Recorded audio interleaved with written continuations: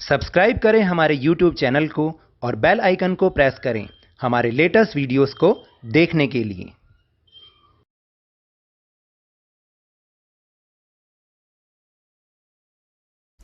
Hello and welcome to Lavneesh sir की class. आज की इस वीडियो में मैं आपको हिस्ट्री के chapter number 3 nationalism in India के नोट्स इंग्लिश मीडियम में समझाने की कोशिश करूंगा और उम्मीद करता हूं कि आपको ये समझ भी आएंगे। तो देखिए, सिर्फ 15 मिनट में आपका ये लेसन बहुत बढ़िया से तैयार होने वाला है, क्योंकि मैंने इस पूरे लेसन को बुलेट पॉइंट्स में बांट दिया है, यानी कि छोटे छोटे पॉइंट्स में बांट दिया है। आप 15 से 20 मिनट के अंदर इस चैप्टर को करिए और समझिए, और एग्ज़ाम में कम से कम आपके ये 12 अंकों का यानी कि 12 मार्क्स का लेसन आएगा, जिसमें 2 मार्क्स का मैप भी इंक्लूडेड है। तो मैप भी समझने के लिए आप लास्ट तक इस वीडियो को ज़रूर देखिएगा और मैं डिस्क्रिप्शन में इसका PDF लिंक आपको दे दूंगा। वहाँ से आप इसको डाउनलोड कर सकते हैं और फिर इसे प्रिपरेशन के लिए यूज़ कर सकते हैं। तो चलिए शुरुआत करते हैं मेरे साथ और समझने की कोशिश करते हैं। So now let's start and understand with me.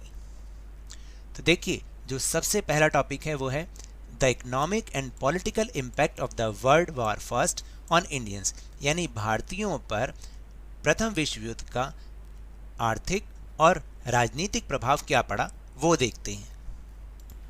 The British government increased taxes to cover the cost incurred in the war, यानी इस फर्स्ट वर्ल्ड वॉर में ब्रिटिश गवर्नमेंट का जो भी हर्जाना हुआ, जो भी उसका पैसा लगा, उसको उसकी भरपाई करने के लिए उसने इंडियंस पर टैक्सेस को बढ़ा दिया। Custom duties were increase and income tax was introduce, यानी जो सीमा शुल्क थे वो और ज़्यादा बढ़ा दिए गए और इनकम टैक्स को शुरू किया गया। During the war the prices doubled which cause difficulties, और लड़ाई के दौरान जो ज़रूरी कीमतें थी वो दुगनी हो गई, जिससे मुश्किलें और बढ़ गईं। The soldiers were forcibly recruited in the villages causing anger among the people, और जो गाँव में से ज़बरदस्ती सैनिकों की भर्ती की गई, जिससे कि लोगों में, आम लोगों में अंग्रेजी सरकार के प्रति गुस्सा बढ़ गया। In 1918, 1919 and 1920-21, the crop was damaged in many parts of the country, leading to food shortage. और 1918-19 में या 1920-21 में जो फसलें खराब हो गई, देश के बहुत सारे हिस्सों में फसलें खराब हो गई, जिससे अनाज की भारी कमी पैदा हो गई। द आइडिया ऑफ सत्याग्रह, यानी सत्याग्रह का विचार। Satyagraha means the urge for truth, यानी कि सत्याग्रह का मतलब है सत्य के लिए आग्रह करना। According to Gandhi ji that if the cause was true, if the struggle was against injustice, then physical force was not necessary to fight the oppressor. कहने का मतलब है कि गांधी जी के अनुसार अगर आपका उद्देश्य सच्चा है और आपका जो स्ट्रगल है, संघर्ष है, वो अन्याय के खिलाफ है, तब जो जिससे हम संघर्ष कर रहे हैं तो उसके लिए हमें शारीरिक बल की आवश्यकता नहीं है। Mahatma Gandhi believe that this dharma of non violence could unite all Indians, और महात्मा गांधी ये मानते थे कि अहिंसा का यह धर्म सभी भारतीयों को एकता के सूत्र में बांध देगा, यानी उन्हें जोड़ देगा। Next topic is movements by Gandhi ji before the non cooperation movement और after coming to India in 1915, यानी कि वो सारे आंदोलन जो असहयोग आंदोलन से पहले चलाए गए गांधी जी ने के द्वारा, या फिर ये ऐसे भी हो सकता है कि 1915 में जब गांधी जी इंडिया आए तो उसके बाद उन्होंने कौन कौन से आंदोलन चलाए। In 1917 he first agitated against the plantation system for the plantation labourers in the Champaran district. तो देखिए, 1917 में चंपारण डिस्ट्रिक्ट में उन्होंने नील किसानों के लिए सत्याग्रह चलाया। Then in 1917 he organized a satyagraha to support the peasants of the Kheda district of Gujarat. Gujarat की खेड़ा डिस्ट्रिक्ट में उन्होंने किसानों के लिए सत्याग्रह 1917 में किया। In 1918 he organized the Satyagraha movement for the cotton textile mill workers of Ahmedabad, यानी कि 1918 में अहमदाबाद के कॉटन टेक्सटाइल मिल वर्कर्स के लिए भी उन्होंने एक सत्याग्रह मूवमेंट चलाया। The Rowlatt act. Encouraged by the success of his 3 movements, Gandhiji decided to launch a nationwide Satyagraha movement against the Rowlatt Act in 1919 as this law was passed in hurry. तो अपने 3 आंदोलनों की सफलता से उत्साहित होकर गांधी जी ने निश्चय किया कि वो एक देशव्यापी सत्याग्रह मूवमेंट करेंगे। किसके खिलाफ? रॉलेट एक्ट के खिलाफ, जो कि 1919 में बहुत जल्दबाजी में पास किया गया, जिसके अनुसार all political activities were ban through this law, यानी इस लॉ के अनुसार जितनी भी राजनीतिक गतिविधियां थी उनको बैन कर दिया गया। Political prisoners could be kept in jail without trial for up to 2 years, यानी कि 2 साल तक किसी भी राजनीतिक कैदी को विदाउट ट्रायल यानी बिना किसी मुकदमे के जेल में रखा जा सकता है। जलियांवाला बाग मैस्केयर यानी जलियांवाला बाग हत्याकांड। On 13 April 1919 the infamous Jallianwala Bagh incident took place. देखिए क्या हुआ, 13 अप्रैल 1919 को बहुत ही भयानक, बहुत ही खराब जलियांवाला बाग की घटना हुई। On that day, a large crowd gathered in the enclosed ground of Jallianwala Bagh. उस दिन बहुत भारी संख्या में भीड़ जलियांवाला बाग के जो एक बंद ग्राउंड था उसमें इकट्ठे हुई। Some came to protest against the government's new repressive measure। बहुत सारे लोग तो उसमें से कुछ इसलिए भी इकट्ठा हुए थे ताकि वो जो गवर्नमेंट के नए तरीके थे, दमनकारी तरीके थे, उनके खिलाफ इकट्ठा हुए थे। This ground was close from all sides. ये जो ग्राउंड था चारों तरफ से बंद था। Being from outside the city, many villagers were unaware of the martial law that had been imposed. क्योंकि ये जो जगह थी वो शहर से काफ़ी दूर थी, बाहर थी, तो इसलिए बहुत सारे गांव वाले इस बात से अनभिज्ञ थे कि यहाँ पर मार्शल लॉ लगा हुआ है। General Dyer entered the area, block the exit point. इसी समय जनरल डायर आया और उसने जितने भी बाहर निकलने के पॉइंट थे, दरवाजे थे, उनको ब्लॉक कर दिया। After this his soldiers fire indiscriminately on the crowd, hundreds of people were killed.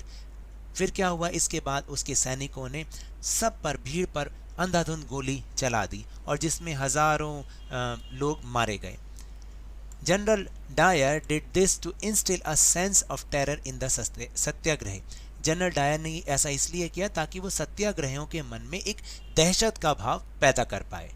The decision of the non corporation खिलाफत मूवमेंट, यानी कि नॉन कॉपरेशन मूवमेंट, जो असहयोग खिलाफत आंदोलन का फैसला करना। Mahatma Gandhi felt that no nation wide movement could be conducted without bringing Hindu Muslims closer to each other. Mahatma Gandhi ये महसूस कर रहे थे, उन्होंने ये सोचा कि एक देशव्यापी आंदोलन तब तक नहीं चलाया जा सकता जब तक कि हिंदू मुस्लिम्स को एक दूसरे के नज़दीक ना लाया जा सके। Due to defeat of Ottoman Turkey in the first world war, it was rumoured that a very strict peace treaty would be impose on Ottoman emperor. तो देखिए, क्योंकि इस फर्स्ट वर्ल्ड वॉर में ऑटोमन टर्की की हार हुई थी, तो ऐसी अफवाह फैली हुई थी कि इस ऑटोमन एम्परर पर जो खलीफा था उसके ऊपर एक बहुत ही सख्त संधि थोपी जाएगी। In this connection, Khilafat Committee was formed in Mumbai, and Shaukat Ali and Muhammad Ali brothers discussed joint action with Mahatma Gandhi on this issue. और इसी संदर्भ में खिलाफत कमेटी मुंबई में बनाई गई, जहां पर शौकत अली और मोहम्मद अली भाइयों ने इस इशू पर महात्मा गांधी से एक संयुक्त कार्रवाई करने के लिए कहा। In his book Hind Swaraj, written in 1909, Gandhiji wrote that British rule was established only with the cooperation of Indians। क्योंकि आप देखिए 1909 में जो गांधी जी ने अपनी एक किताब लिखी थी जिसका नाम था हिंद स्वराज, उसमें उन्होंने लिखा था कि ये जो ब्रिटिश रूल है वो सिर्फ और सिर्फ इंडियन के कॉपरेशन से ही एस्टेब्लिश हुआ है। If Indian refuse to cooperate, British rule in India would collapse within a year and swaraj would come.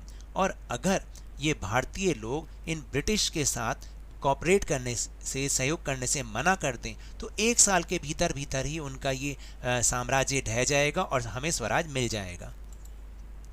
At the Congress session in Nagpur December 1920, all the leaders agreed to this movement, and in January 1921 started the non-cooperation खिलाफत movement.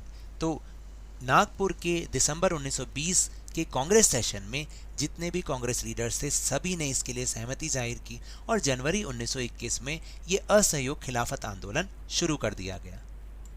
Then the beginning of non-cooperation खिलाफत movement and the impact of the movement।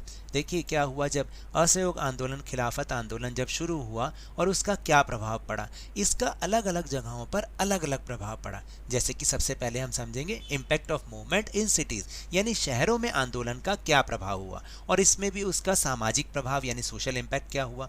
The movement started with middle class participation in the cities. ये जो movement था वो शहरों में रहने वाले मध्य वर्ग के पार्टिसिपेशन, भागीदारी के साथ शुरू हुआ। Thousands of students left school and colleges. बहुत सारे छात्रों ने अपने स्कूल और कॉलेज छोड़ दिए। Headmasters and teachers resign. जो हेडमास्टर्स थे और टीचर्स थे उन्होंने इस्तीफा दे दिया। Lawyers gave up their legal practice. और जो लॉयर्स थे, वकील थे, उन्होंने अदालतें छोड़ दी और अपनी लीगल प्रैक्टिस उन्होंने छोड़ दी।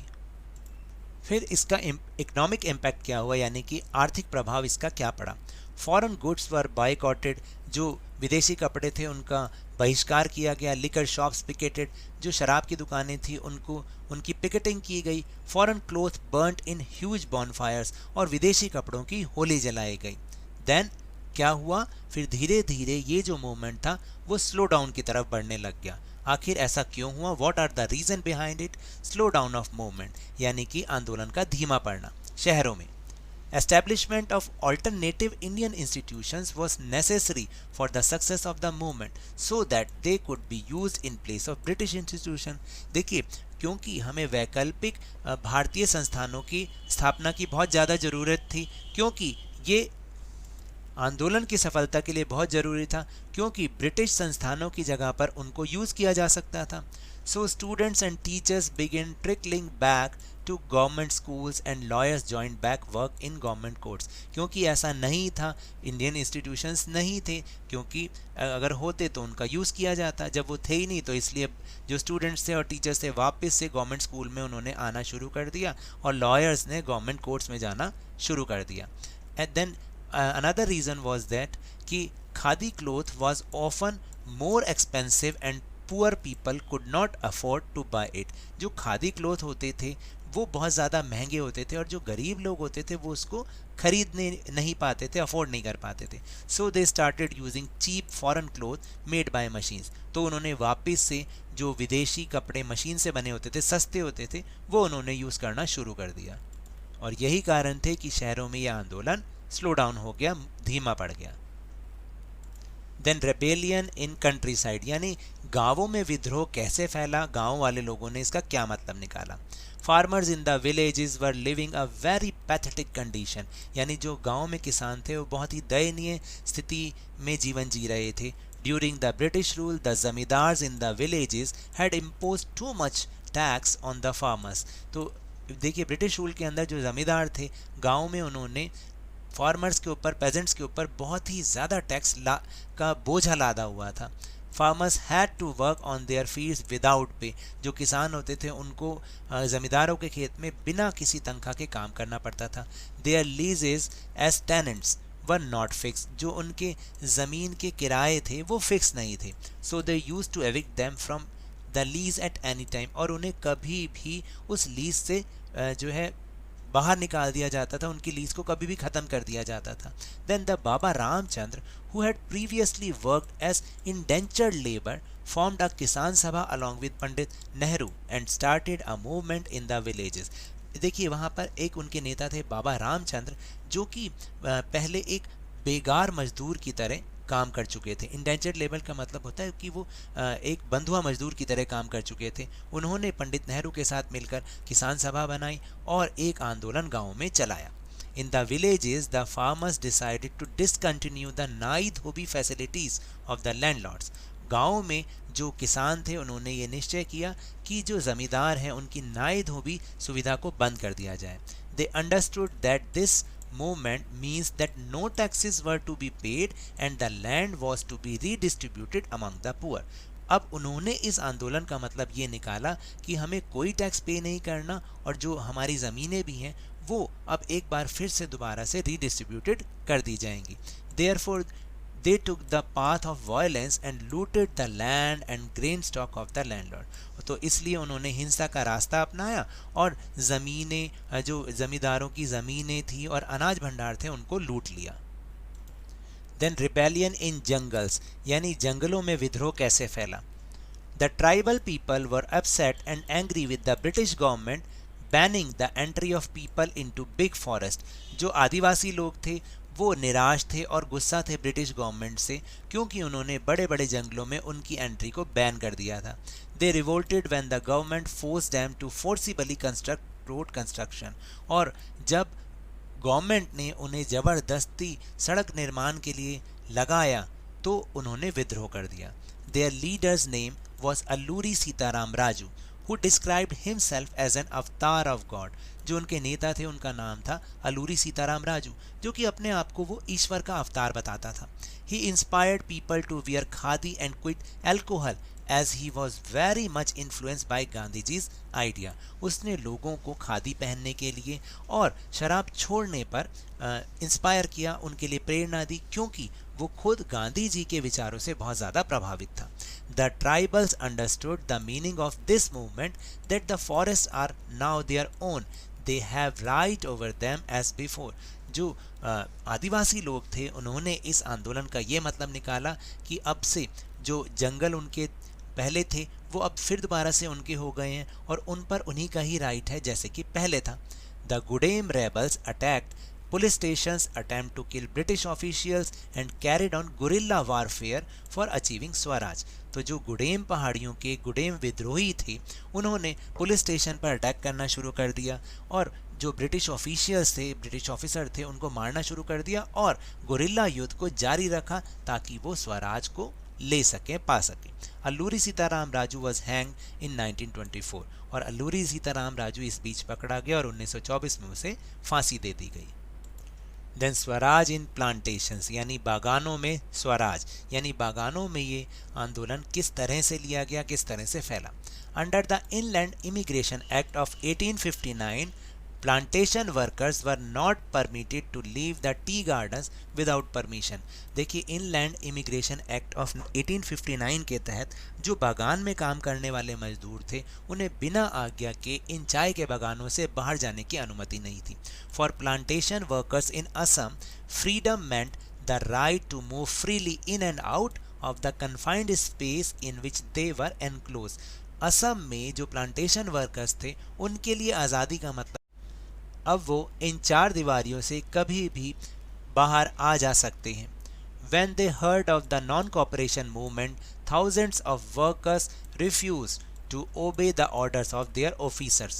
देखिए, जब उन्होंने नॉन कॉपरेशन के बारे में सुना तो हज़ारों वर्कर्स ने अपने ऑफिसर्स का ऑर्डर मानने से इनकार कर दिया. They left the plantations and headed home. तो उन्होंने क्या किया, वो प्लांटेशन यानी बागान छोड़कर भागने लगे. कहाँ पर? अपने घर की ओर. They believe that everyone would be given land in their own villages, क्योंकि उन्होंने ये मान लिया था, उन्होंने ये सोचा कि अब सबको उनकी ज़मीनें गाँव में वापस दे दी जाएंगी. They however never reach their destination, वो अपने डेस्टिनेशन तक नहीं पहुँच पाए. Due to the strike of the railways and steamers they remained on the way. और क्योंकि उस समय रेलवे और स्टीमर्स की हड़ताल थी जिससे वो रास्ते में ही रह गए. And they were caught by the police, और पुलिस के द्वारा वो दोबारा पकड़े गए. देन द विड्रॉल और call of the non cooperation movement, यानी कि असहयोग आंदोलन का वापस लिया जाना. आखिर ऐसा क्यों हुआ? इन February 1922 a peaceful procession passing through the market at Chauri Chaura in Gorakhpur in Uttar Pradesh turned into a violent confrontation with the police. देखिए क्या हुआ, फरवरी 1922 में एक शांतिपूर्ण जुलूस जो कि मार्केट से निकल रहा था, कहाँ पर? चौरी चौरा में, जो कि गोरखपुर में है और वो उत्तर प्रदेश में. और ये एक हिंसक युद्ध में बदल गया, एक हिंसक लड़ाई में बदल गया जो कि पुलिस के साथ हुई थी. On hearing about this incident, Gandhi ji announced the withdrawal of the non-cooperation movement. और इसी घटना को जैसे ही गांधी जी ने सुना उन्होंने तुरंत ही नॉन कॉपरेशन मूवमेंट को वापस लेने का फैसला कर लिया. So now that's all for this part. अगले पार्ट में इससे आगे के नोट समझेंगे, तो देखते रहिएगा. इस चैनल को लाइक कीजिए, सब्सक्राइब कीजिए और बहुत ज़्यादा शेयर कीजिए. और हाँ, मेरे साथ इसी तरह आसानी से इन नोट्स को समझते रहिए, लेकिन ध्यान और मन लगाकर पूरी मेहनत और लगन के साथ पढ़ते रहिए.